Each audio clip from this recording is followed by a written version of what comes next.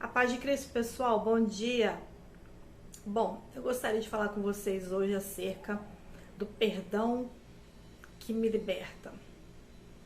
É sobre isso que eu gostaria de falar com você nessa manhã. Mas antes de continuarmos o conteúdo, eu gostaria de agradecer você que já é inscrito no canal, meu muito obrigado. Você que ainda não é inscrito no canal, que é visitante aqui a primeira vez, fique à vontade. Peço que percorra os outros vídeos, tá bom? Se você se identificar com o nosso conteúdo, fique à vontade para se inscrever, dar o like, tá bom, pessoal? Não esqueçam, tá bom? Se inscrever, dar o like, porque isso nos ajuda a dar crescimento ao canal. Hoje eu gostaria de falar com vocês acerca de perdão. Perdão é algo difícil, não é, pessoal? Perdão é algo muito difícil, porque muitas vezes passamos por coisas na vida, pessoas passam por nós, eu costumo dizer que pessoas, elas nos ferem, mas pessoas também nos curam. Deus se utiliza das pessoas de diversas maneiras na nossa vida.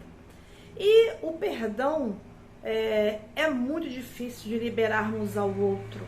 Mas hoje eu gostaria de contar um pouco para você acerca de algumas coisas que eu fui fazendo na minha caminhada, na minha jornada, na minha trajetória até aqui, e que me ajudaram e que ainda me ajudam muito a vencer e a romper toda vez que eu preciso liberar o perdão sobre a vida do outro. Não podemos esquecer que Jesus, que o Pai nos perdoou. Então quem somos nós para não perdoar o nosso próximo? Muitas vezes colocamos a responsabilidade do que nos acontece nos outros. Mas isso é muito errôneo, porque quando nós fazemos desta maneira, nós estamos dizendo para o outro simplesmente, olha, está nas suas mãos, você é o responsável e você que conserte. Mas eu te pergunto, e se o outro resolver não consertar e cruzar os braços? Então nós damos ao outro o direito de escolher ou não resolver a situação. Então nós ficamos na mão do outro. E muitas vezes essa questão do perdão nos bate na nossa porta e nós não sabemos o que fazer. Bom, eu tenho um vídeo que fala acerca do meu processo de adoção. Um pedacinho eu conto ali de como eu superei a rejeição e o abandono durante este processo até aqui. E o perdão fez parte, claro, deste processo, faz parte desse processo. Acreditem vocês, diariamente. Na época, eu tinha muita aversão, eu tinha muita revolta dentro de mim, já contei aqui, acerca da minha mãe, do meu pai, mas o meu pai eu não conheci.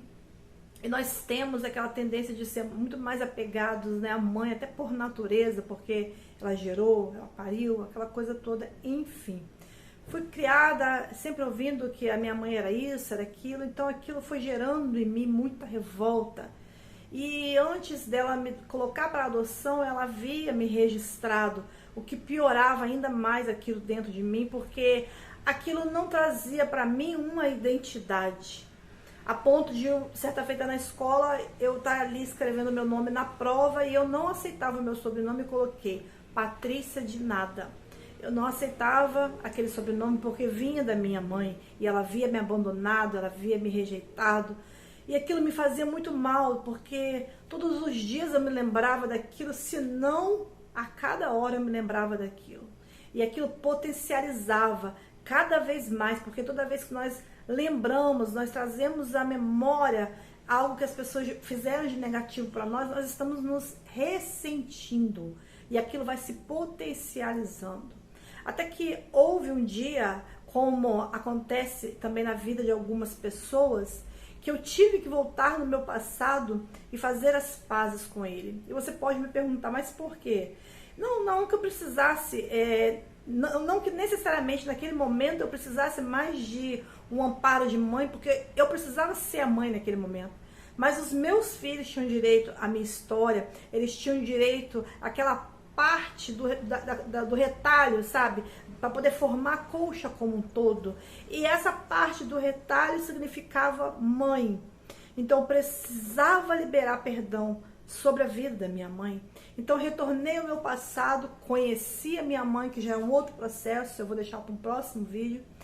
liberei o perdão sobre a vida da minha mãe, e ali, naquele momento, eu achava que ia ser só um perdão, eu iria romper, seguir em frente, e aquilo tinha acabado. Tudo bem, aquele ciclo acabou para outros virem a acontecer. E eu fui percebendo ao longo dos anos, por algumas coisas que foram acontecendo, que a minha mãe, ela foi a minha pós-graduação em perdão, ela foi meu doutorado, né, em perdão, e ela é até hoje. Minha mãe, ela é meu doutorado, pós-graduação, mestrado, doutorado em perdão, sempre vai ser a minha mãe. Quando eu falo de perdão, eu lembro logo da minha mãe, porque foi algo muito chocante, sabe? No linguajar popular, foi algo bem difícil. Então, alguns momentos aconteceram, como por exemplo, vou citar para vocês. Houve aniversários meus que eu esperava o telefone tocar, mas não tocava. Aliás, até tocava, de outras pessoas, menos da minha mãe.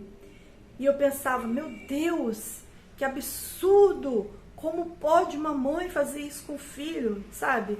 Eu me colocava no lugar de vítima e não no lugar de protagonista. Mas quando eu resolvi assumir o lugar de protagonista, eu entendi que a minha mãe simplesmente ela deu aquilo que naquele momento ela poderia me dar.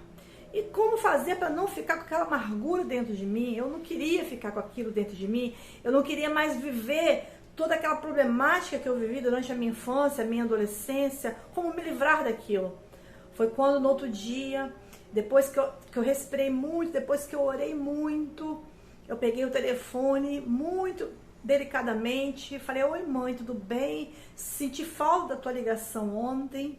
E foi quando ela me explicou, deu a explicação dela, né? Sobre o que havia ocorrido, por que ela não me ligou. Fato é, eu teria ligado, eu como mãe, claro que eu teria ligado. Eu como mãe daria o meu jeito, se eu não tô sem crédito, eu iria no vizinho, entendeu? Da esquerda no vizinho, da direita.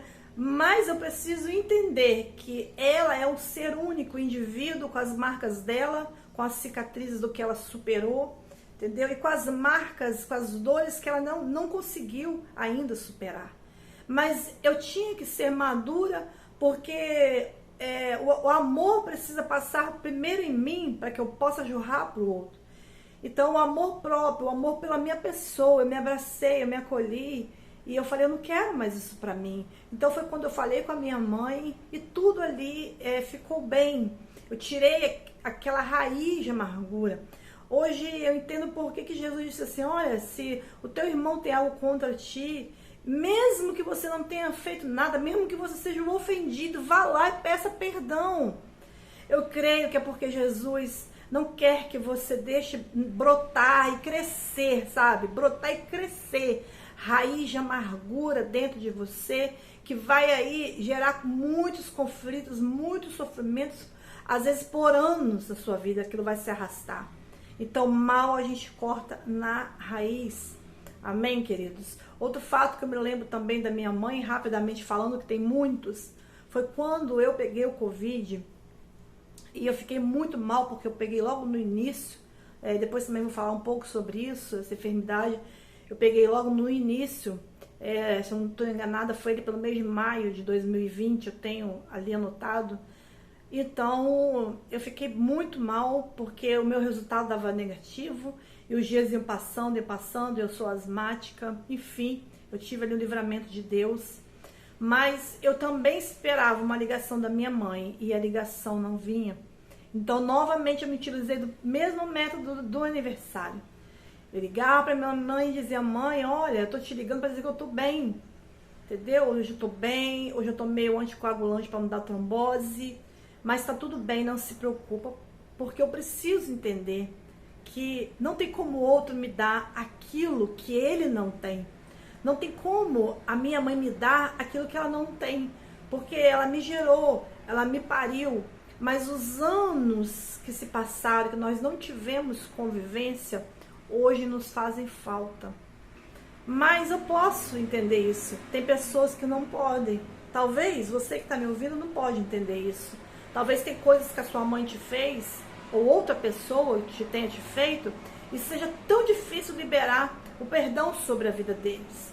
Mas eu te convido hoje, quer seja qualquer tipo de ofensa, não se ponha na gaiola de ofendido, tá bom? Perdoa, não se ponha, não deixe essa gaiola fechar.